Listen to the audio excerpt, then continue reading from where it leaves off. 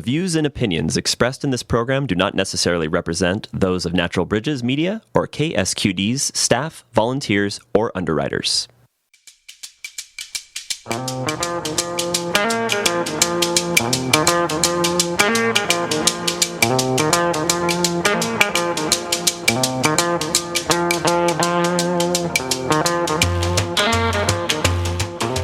Hello and welcome to Talk of the Bay. I'm your host, Len Beyea. I am very pleased to have as my guests today two of the people that make Second Harvest Food Bank happen. Willy Elliott-McCrea has been the executive director of Second Harvest Food Bank since 1988. Some of his accomplishments include founding president of California Association of Food Banks and vice president of Western Region Association of Food Banks.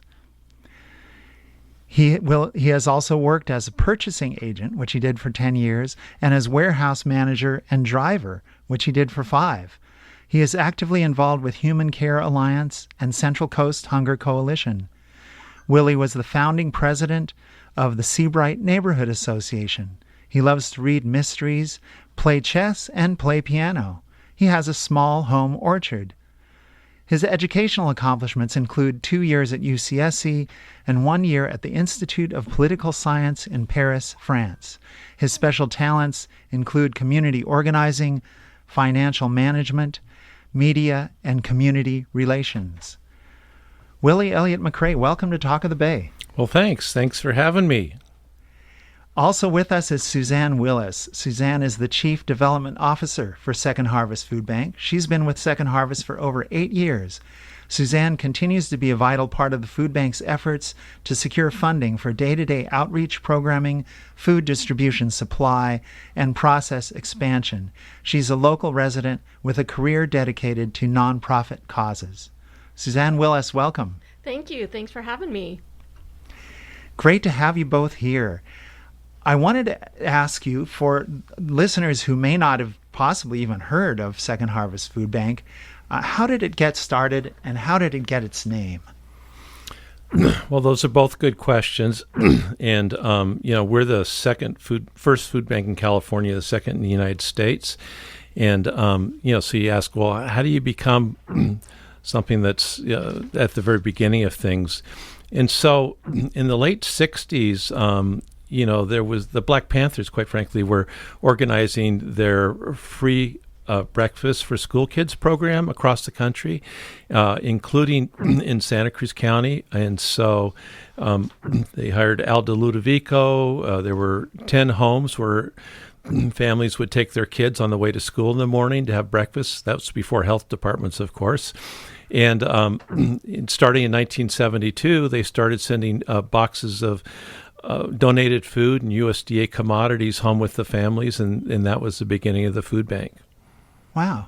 I didn't realize it had started with that. I had the opportunity to work with Al de Ludovico on a neighborhood food co-op in 1972, I believe, or 3, here in Santa Cruz, and I didn't know where the origins of it, and I never thought to ask at the time. Yeah, well, Al, as you know, is an old community organizer every which way, and he got involved with the Black Panthers and the NAACP because, as you remember, he and his wife Patty founded the Catalyst, which was a coffee shop co-op, and it was the only bar in Santa Cruz County where blacks and whites could drink together.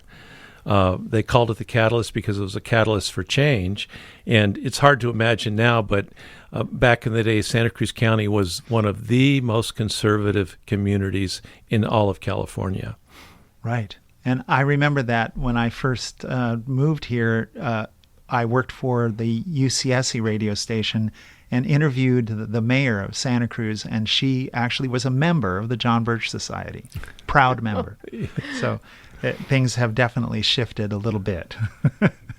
And a lot of people don't realize, because the Catalyst is still a local business, that it started off as a co-op, and it has obviously transformed over the years.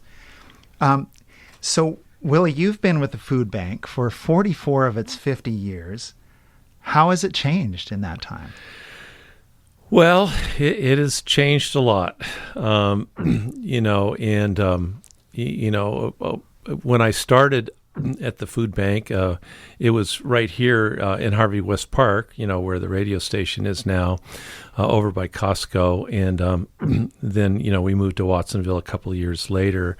And, earlier, we did a lot of direct distribution ourselves. We didn't have a whole network of churches and schools and other organizations that were doing the food distribution, and so what's evolved over the years is this amazing network of volunteers, that volunteer at all these various food distribution programs. We were talking earlier about the one that you, Len, volunteer with every Thursday afternoon, the Interlight Pantry, which is now over on Frederick Street on the Santa Cruz Bible campus, and that's been one of the largest food pantries in Santa Cruz County for many years. And as you know, it just feeds, hundreds and hundreds of families every month. Yeah, it's a lot. And I wanted to ask, maybe Suzanne, you could fill us in, like, what's the scale of how much food you're moving? So since the pandemic, we've been moving over 10 million pounds of food a year. Pre-pandemic, it was about 8 million. And when you think about that, that number is really incomprehensible when you're really thinking about what is 10 million pounds of food. What that means is that we're serving anywhere from 75 to 80,000 people a month. And this is, as Willie was saying, through that network of food distribution partners, the nonprofits, the churches, as well as our own nutrition distribution programs. Wow. That's like 75,000. This is a very significant portion of our population. It's a big portion of our population. Remember, there's only 270,000 people in our county. Right. Wow. I mean, hunger is no longer a poor person's problem in Santa Cruz County. As we know, everybody is stretched, very thin to pay the rent and all that. It's really a middle-class problem, and, the food bank, as we were saying, is distributing over $30 million worth of food a year. And that makes the difference between people being able to pay the rent and also put healthy food on the table for their families. And where does that food come from? It comes from a lot of different places. We get a lot of support from agriculture, as you could imagine, fresh fruits and vegetables. Although you're asking about the changes, over the years, when I took over and became the director of the food bank in '88, we didn't distribute very much fresh product. It's a lot of handling. It's a lot of work. We'd maybe do 500,000 to 1 million pounds a year. Now we do 5 to 6 million pounds of fresh produce a year. And so we've developed huge relationships with farmers over the years, both locally and statewide. And then in addition to that, we get a lot of USDA food, and also we have some food purchase programs, and then, some donations from local manufacturers like Martinelli's, et cetera. Wow. So it sounds like, I guess the name Second Harvest implied you were getting sort of the second, the stuff left behind after the first round of harvest. But it sounds like it's really expanded from that to a whole range of different ways of obtaining that food. Yeah, absolutely. Yeah. Yeah. And you mentioned what is the progression of the food bank, and it really has gone from distributing out just pantry items to people to making sure that folks have access to the fresh produce that they really need to thrive. We know that no family, no individual should just be eating canned goods, right? So making sure that people have access to the leafy greens and the berries that grow here in the Pajaro Valley. Our food donor partners, the ag partners that we have, are truly amazing, distributing through us over 500,000 pounds of produce a year, of lettuce, of strawberries, of blackberries, things along those lines. That's amazing. And I don't know how that works in the economics of it. Is this something that they get a write-off for? Are these things that they otherwise can't market easily, or how'd you score? I guess. Yeah, we're the king of grade B produce. Those lumpy vegetables that are either too big or too small for Safeway. They're not pretty enough for Safeway, but they certainly are delicious. Right, and I've heard from farmers who've described they'll get a contact from a food chain. I won't mention any names, and they'll contract to buy so many pounds of a particular product. But then when the product shows up, they look at it and they go, "Oh, the size isn't uniform enough. We're not going to take it." And here they've grown tons of it, thinking they had, a market. And then what? So that's, I mean, obviously anybody who's ever grown anything in a garden, it isn't all uniform. Mm-hmm. Right. And yet the supermarkets seem to want that. And statewide, there's probably over 200 million pounds of that kinds of produce, that growers are producing, that is just is not marketable. And so that's going through the food banks. We have a statewide product called Farm to Family, which is run by our California Association of Food Banks. But, and so we really work at a pretty significant scale. Yeah. So what's a typical day like at your headquarters in your warehouse? Oh my gosh. I don't think there is. Have we had a typical day? So we'll say typical day. We get probably over 1,000 trucks delivering food and taking food away on a yearly basis. So you're going to have trucks coming into the loading dock, being loaded up, being unloaded. The food gets barcoded and weighed into our system. And then our nonprofit partners will be able to go online and say, "I want this, this, and this, order it." They can pick up, we can deliver it. All of this is happening every day. But then you have the whole nutrition side of things. How do you cook the food that we're distributing out? How do you understand nutrition labels? What do you do to make sure that you're eating as healthy as you can on a limited budget? And let's not forget CalFresh. CalFresh is the nation's actually first line of defense against hunger. So we're a county-supported agency to make sure that folks have access to CalFresh. So we've got our CalFresh workers talking to community members saying, "Hey, you could qualify. You can actually get a debit card and be able to shop for things that we can't get you at the food bank, but that you could get at your grocery store."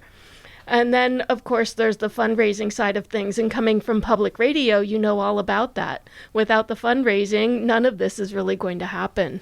Right. And so you're actually doing intake for people to get on CalFresh. Yes. Sounds like. So that's, I mean, you're vertically integrated, as we say, right? Yes, exactly. You're covering everything from educating people how to eat nutritiously, helping them get the assistance so they can get the food they need, and actually providing the food. And you have your own fleet of trucks, right? Yes.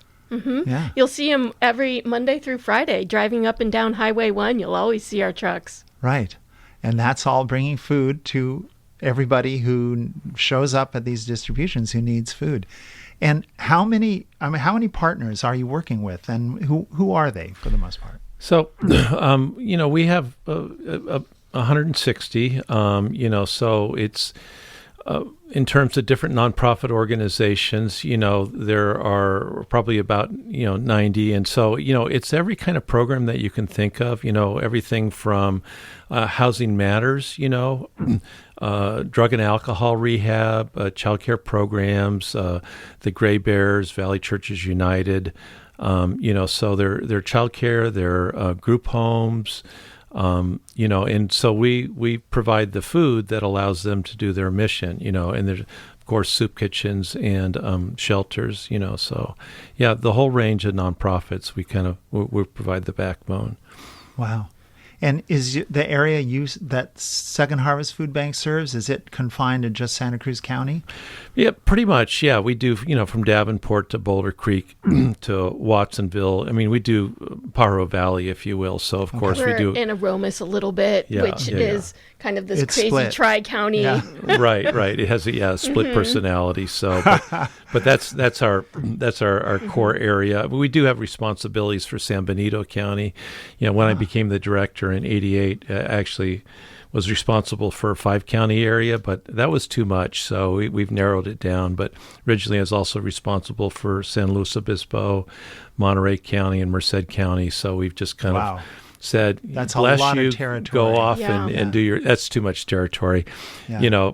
Just Santa Cruz County has got more than enough food insecurity. If we can make a dent on hunger in Santa Cruz County, then that's the definition of success. Right. And it appears from my experience at the distribution end that you don't end up with much left over. I mean, there really is a need. Like, people are taking all this food that's being distributed. Yeah. Is that true? Yeah, absolutely. Yeah, absolutely. Wow. Well, 160 organizations if there are organizations out there, someone who works with an organization is listening right now, how would they get their organization hooked up with the food bank? Well, they contact us. Probably the easiest thing is just to go on our website.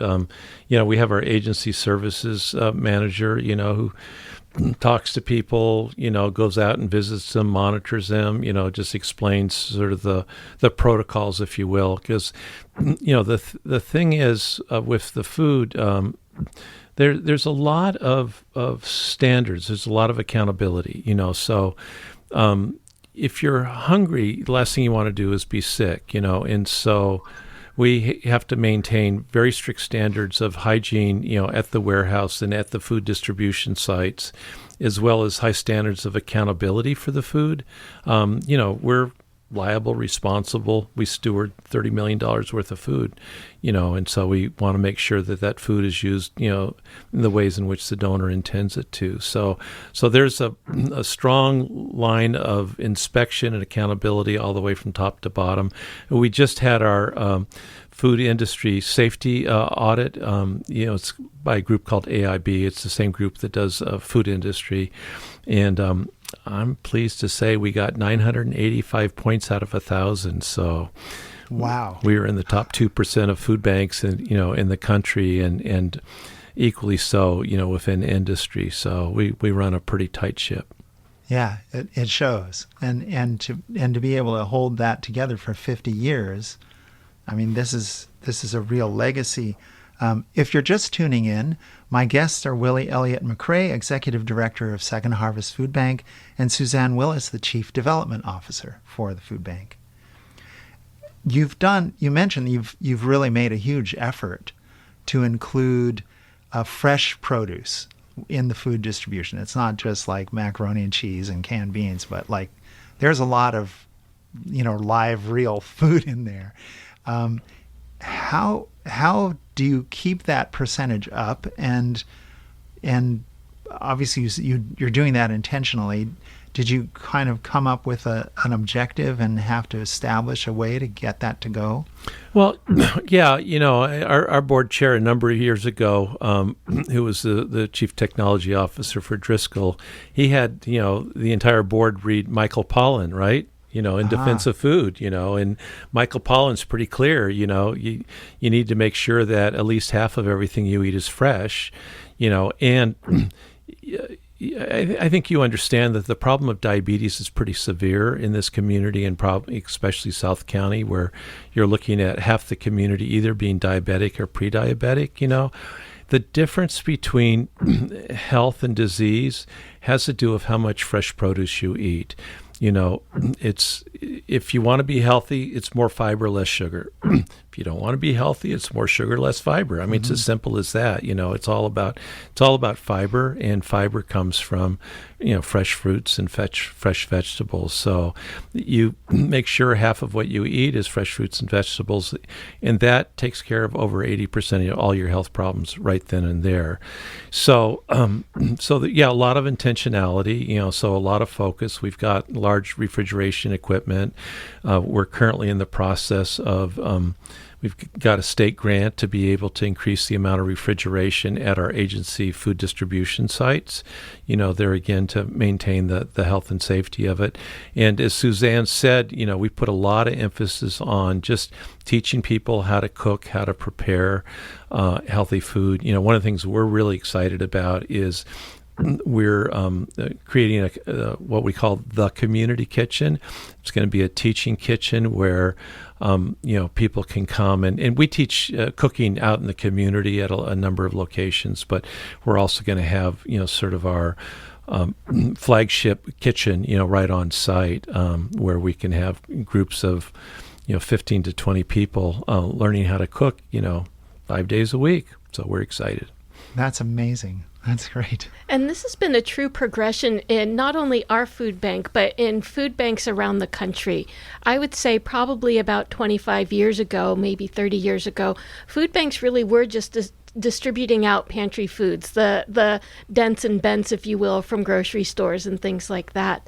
And we made a very conscious shift to make sure that people had access to produce. And this was kind of unheard of in the food banking world. So our program, Food for Children, has won awards and is a model for different food banks to say, this is how we can get produce out to our community members.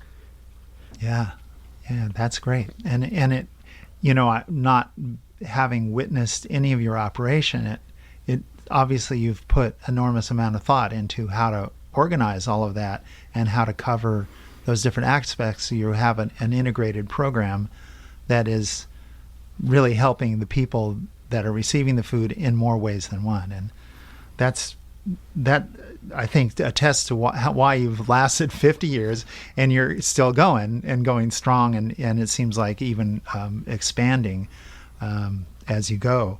And Willie, you've worked multiple jobs in the food bank, obviously, and I wondered if you had.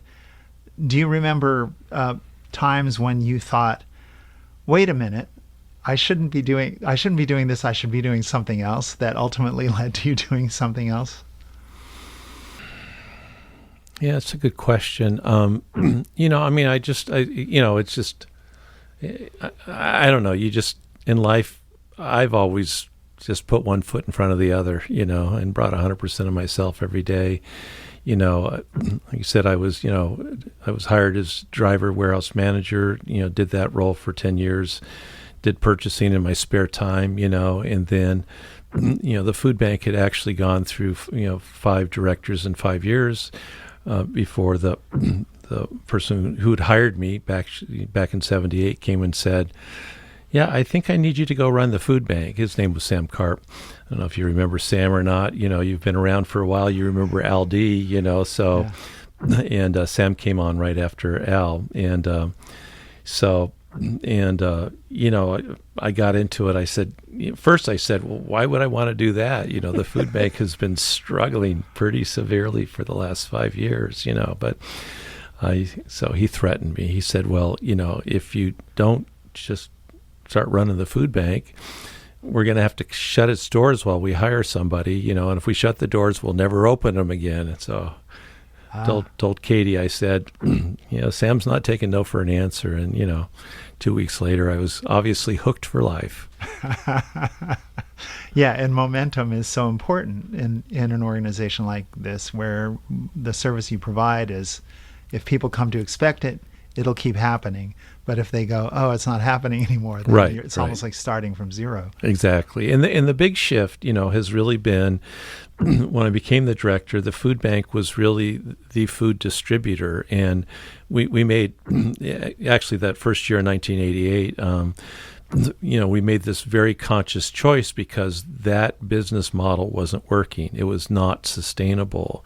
And so we changed our mission from feeding the hungry to involving the community to alleviate hunger and malnutrition, which is a radically, radically different mission.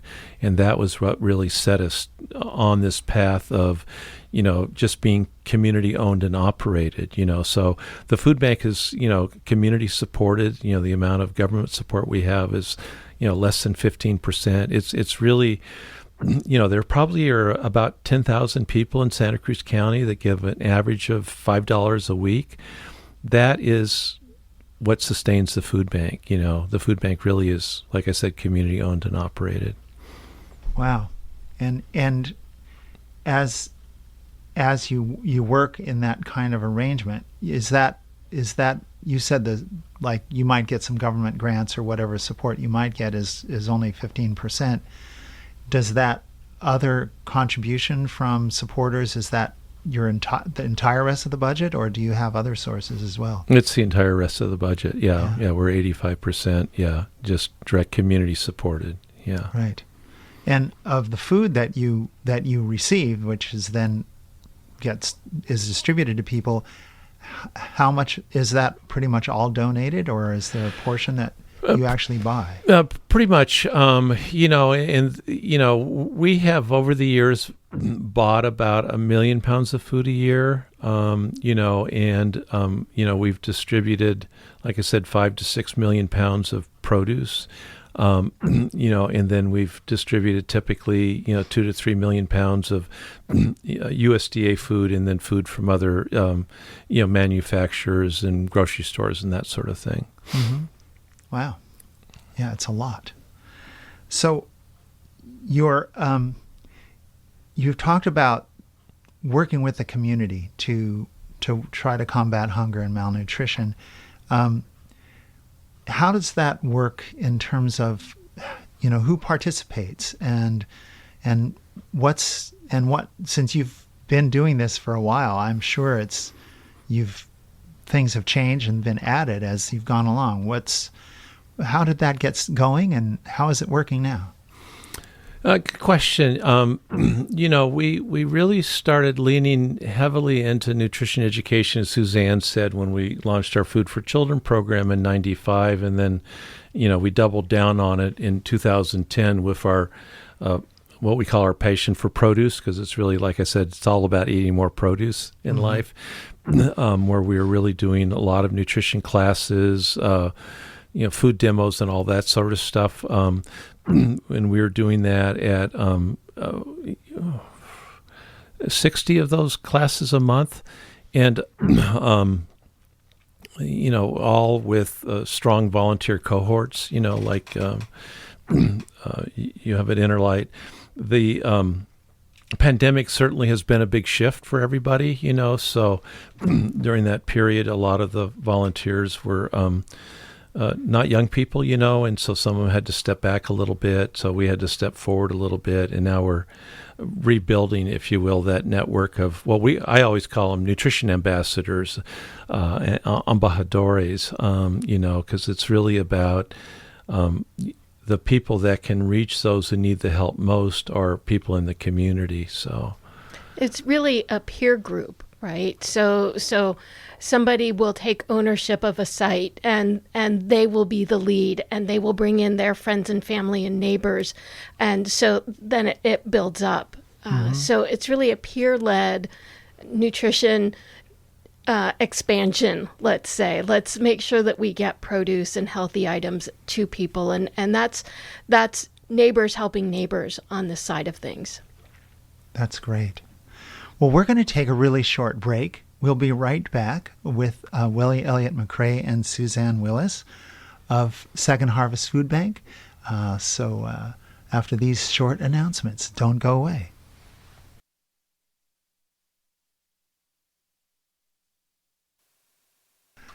If you're just tuning in to Talk of the Bay, my guests are Willy Elliott-McCrea, Executive Director of Second Harvest Food Bank, and Suzanne Willis, the Chief Development Officer for Second Harvest Food Bank. And we've been talking a little bit about the history of the food bank and how it has transformed from being really just food distribution to being a community integrated program for preventing hunger and malnutrition. And obviously, I mean, you've been around, the food bank's been around for 50 years. And Willy, you've been at the helm now for 44. And so you're retiring.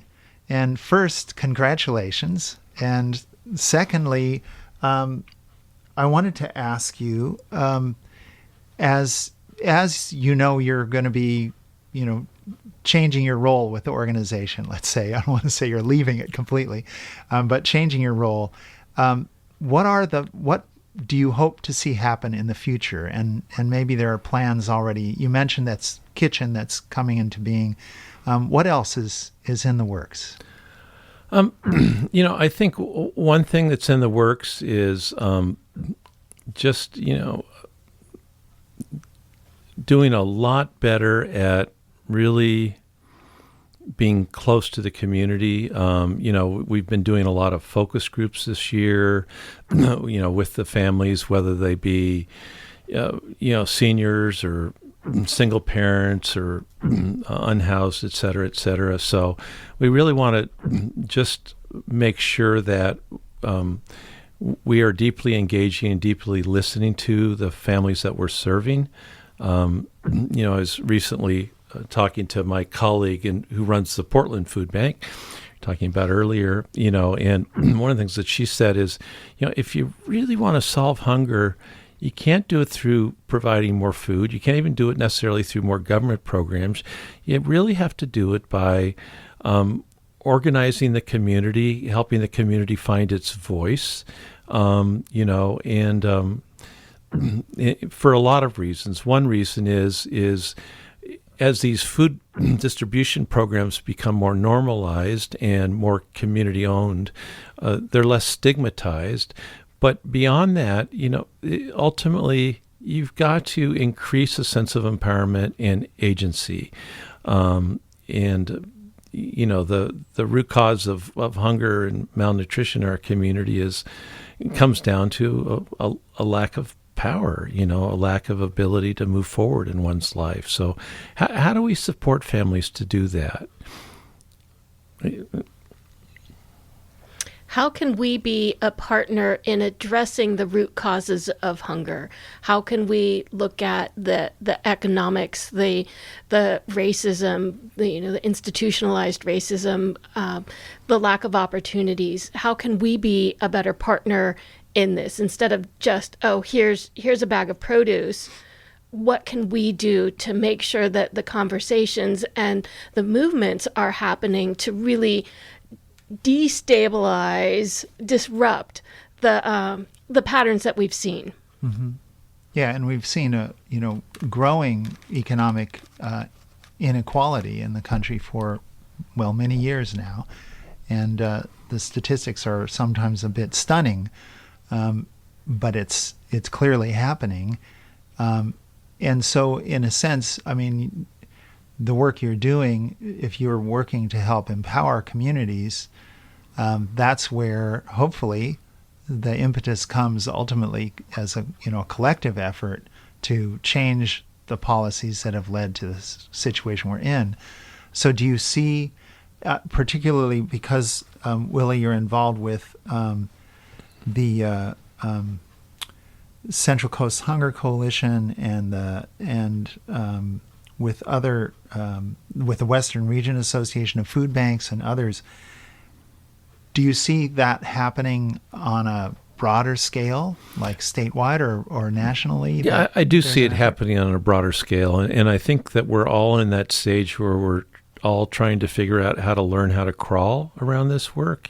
So it's early days and early stages, and there's been a lot of thoughtfulness, over the last 5 years nationally around, what can we do? They call it the End Hunger Community of Practice. What are the things that we can do, to increase social mobility and really address the things that keep people stuck. Yeah, and it's complex because the stress of inadequate housing or overcrowded housing, job insecurity, in some cases, medical care insecurity, and then the food insecurity on top of that. If you address the food insecurity, that's great, and it doesn't necessarily change the other things that might be stress factors for people in their lives. So are you seeing in your work with providing nutrition education and providing ways for people to participate within a kind of community context, are you seeing a growth of a sense of empowerment and a sense of understanding of where people might be able to, have an impact on those other parts of their lives? I very much, our work is really about community building, and there again, I'm going to go back to Al de Ludovico. the roots of the food bank have always been about community organizing, and from day one, back in 1972 and even before that with the neighborhood food co-ops, and so it's really about building community and we build community through our support groups, through our peer groups, as Suzanne was talking about.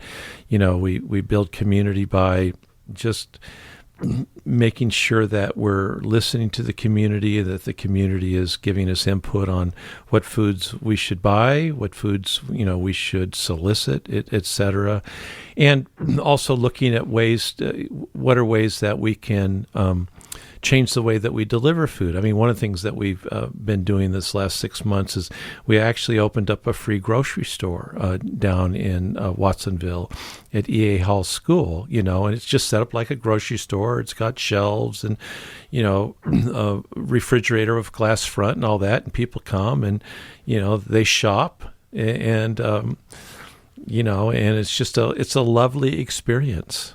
Wow. Yeah, that's amazing. And just get what they need and yeah. Yeah. We call it a non-transaction grocery store. Uh-huh. Wonderful. And what is that set up in a particular space in the school? Yeah. It's the Powder Valley School District is setting up some wellness centers, which are supposed to be wraparound centers. And so at EA Hall's school, I think there's like 4 trailers, where they've set up different services. So one is food, and there's also another alliance that helps families around workforce development, Powder Valley Prevention that helps families around, mental health and substance abuse issues, and Salud Par la Gente that helps people around, physical health issues. So, yeah. That's great. And Suzanne, as you try to keep up with the making sure that the revenue matches the expenses, are there particular avenues that you have to use in order to kind of keep the pump primed, as it were? Well, we really like to make sure that people know that they're welcome to come and visit us. They're welcome to come and see what it looks like to move 10 million pounds of food. Come tour the food bank. Come visit one of our sites. We're happy to show you our free grocery store at EA Hall, or non-transactional shopping, we'll say. Yeah. So really, it's very difficult to understand when you're talking about 80,000 people and you're talking about 10 million pounds of food. Those numbers are really kind of incomprehensible. And then we'll have people come and take a look at the food bank and tour through and hear from staff members or see food being moved around. They're like, wow, this is what's happening just today. This happens. I'm not going to say 3. Yeah, it's 5 days a week, every week, pretty much. So we do actually, I'm just going to do a little pitch. We do have an open house on July 21st, which is our 50th birthday. So we have tours from 1 to 4. You can sign up if you go to our website, thefoodbank.org/50th tour. Foodbank.org/50th, that's 50th tour. You can sign up for one of our tours. They're free, open to the public, and you'll be able to see what we're doing. You'll be able to see the hole in the wall where the kitchen's going in, and you'll be able to meet some of our partner agencies who will be there tabling to talk about their services as well. Oh, wonderful. Good. Yeah. Good. And do you have an additional celebration for the 50th anniversary? We do. That same day, the 21st, we have a big dinner. Tickets are still available. That's thefoodbank.org/50th. That's 50th. And you can get to that page. We are getting close to selling out, actually. So if you want to join us, right? If you want to join us, get your tickets soon. So that's on the 21st, which is a Thursday. We're having that at the fairgrounds. We've got Cressetti Hall and so many. Wow, that's really, a big venue. Yes, that's great. It's a big venue. And we've got some great speakers. Willie mentioned Sam Karp. He will be there. I think some of the other folks, we're going to have former Watsonville Fire Chief there. Susan True from the Community Foundation will be our MC for the evening. It's a star-studded evening. Wonderful. And then just super exciting, we will have Claire Babineau-Fontenot, who is the CEO of Feeding America. She will be there as well as sort of our main guest speaker. Wow. Okay. Yeah. And I've heard of that organization because they're national, right? They're national. And Second Harvest Food Bank, our food bank, was one of the 13 founding members of Feeding America. Okay. So Feeding America is, and Willy can talk much more about this, but they're the national organization that really is the umbrella of most of the food banks that you find throughout our communities. They help on so many levels, but one of the main things is just making sure we get audited from them every other year, making sure we're all following best practices of cleanliness, of fundraising professionalism, programming professionalism, that our partner agencies are following the rules and regulations that they need to follow in order to be distributing food. We talked a little bit about that earlier. Yeah. Wonderful. Yeah. So I think they call themselves the nation's largest anti-hunger organization. Without a doubt. I think, what was it last year, 6 billion pounds of food distributed? Through the network of Feeding America agencies. Okay, so that's, to try to put that in scale, you said you distribute about 10 million pounds a year. 6 billion pounds. That's more. Is a lot more. Yeah, is 600 times as much. So that's a lot. That's a lot. But for Santa Cruz County to account for 1/600th of the national is really impressive. So that's, but the scale, as you said, to feed 75 to 80,000 people a year is a month.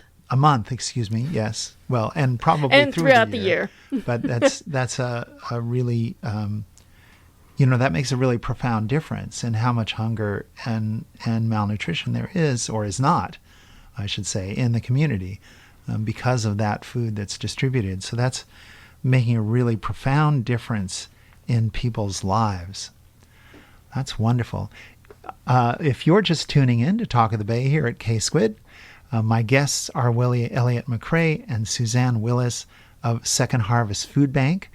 It is the 50th anniversary of the food bank, and there is a tour of their facility in Watsonville coming up on July 21st, followed by a wonderful, is this what you'd call a farm-to-table dinner in the evening? Yes, let's just say yes. It's a dinner for sure, and it's real. It's a food. dinner. It's food, and it's beautiful food. Barbara and Company is our caterer. If you've ever had any of their food, they do just lovely, lovely. Everything is super fresh, just delicious. Wonderful. That's great. So, with 50 years, where I think I saw something you had written somewhere, Willy, about. You're going to be, the food bank is going to be around until there's no more hunger. So we could say, well, in 50 years, another 50 years, you'd like to say there will be no need and it won't be there. Exactly. But probably if we said 5 years from now, it's unlikely there won't be a need. I think like every nonprofit, we really honestly hope to put ourselves out of business. But when you look at sort of human history, has there ever been a time where you haven't had the haves and the have-nots? And what we're really trying to do is level that playing field a little bit.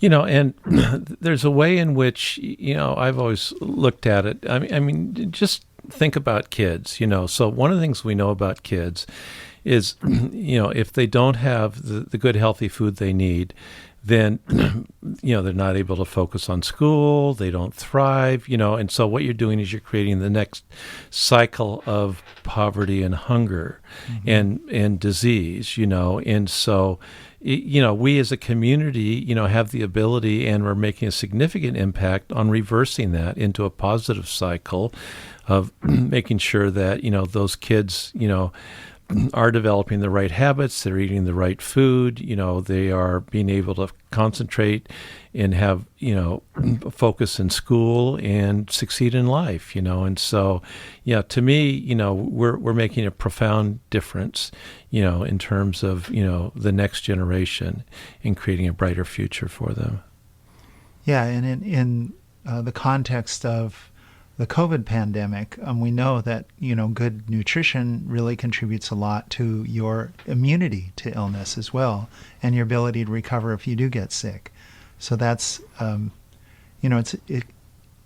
its importance can't be stressed enough. That the ability for families to get enough of the good quality food they need is absolutely critical for every part of their health and well-being. So, I could pitch another thing. So just to build on that, one of the most critical things with the food bank is volunteers. It's the volunteers that distribute food at the distribution sites. It's the volunteers that come to the food bank to pack up the food that goes out to the food distribution sites. And so as we're moving out of the pandemic, and I know it's going to kind of bumble along with us for a while, but we have very strict protocols, at the food bank, both internally and externally. But we're really just looking for people that want to come volunteer, Monday through Friday in the mornings, that want to come volunteer on Saturdays. Every Saturday morning we have volunteer crews as well, and we can't do what we do without volunteers. I mean, the volunteers are the heartbeat of the food bank. They're what enable the food bank to distribute 4 healthy meals for every $1 that's contributed. So, I just wanted to say that there again, folks can go to the website, which is the food bank, because we are the first food bank in California, the food bank, and just check out volunteer opportunities, because we need folks. We need the community.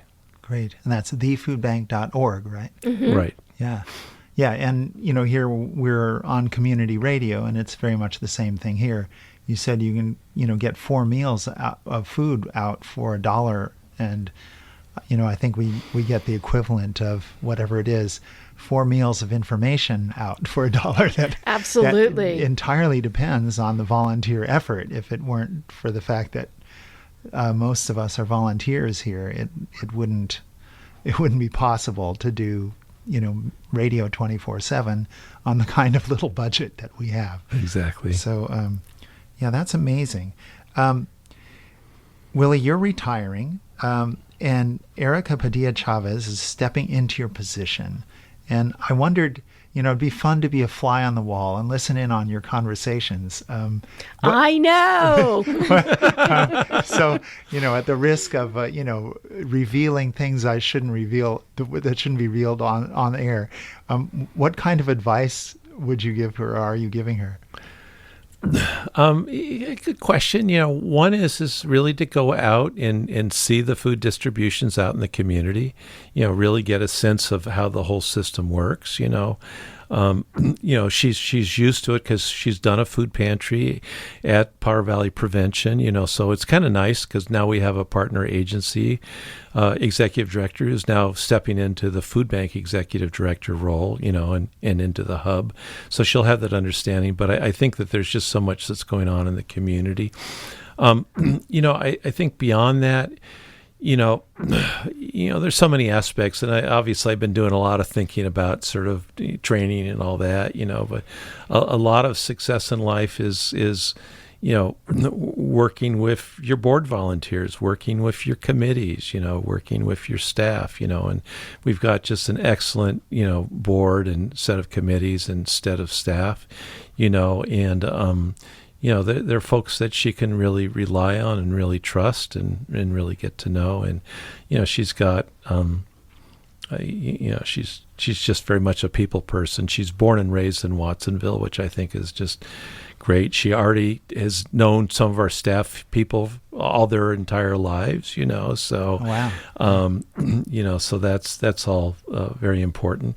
I think that as we look forward to the next 5 years, I think we need to continue to figure out how we continue to streamline our picking and delivery processes to get the food out to the community, how we more effectively leverage technology, so technology is always a big driver in terms of sustainability, and then for me, I always am looking at what's life going to look like 5 to 7 years from now, and how do we get there? So. I always have my thoughts and theories about that, and I know that she's also really a visionary and a long-range thinker as well. Yeah, and the growth and I'll call it total program achievement of the food bank is a testimony to your long-range thinking, and it's something that maybe in other realms of public life we're not seeing as much of as we might need. Just to say it nicely. As we're looking, I want to take a moment and take a broader view, because you're working directly on issues of hunger, and where do you think